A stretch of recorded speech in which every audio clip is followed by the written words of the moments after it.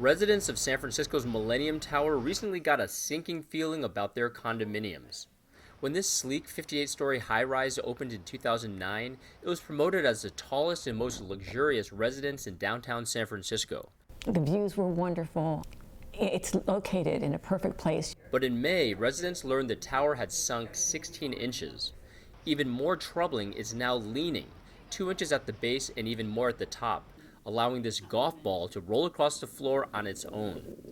I think the biggest issue for most of us is, what if there is an earthquake? Most of us are not confident that the building would be secure in that. Despite cracks appearing throughout the building, the developers insist the skyscraper is safe. The structural integrity, the seismic integrity have not been harmed, but it has settled beyond its original expectation, and we want to make sure that it stops settling. Engineers are drilling deep into the earth in search of a solution.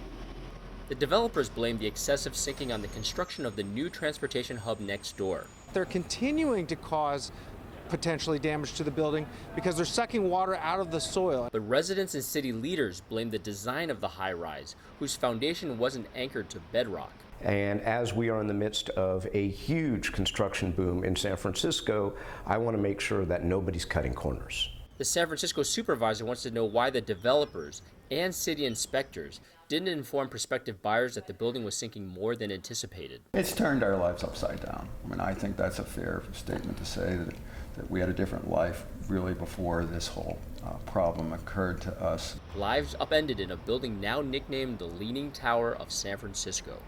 Terry Che, Associated Press.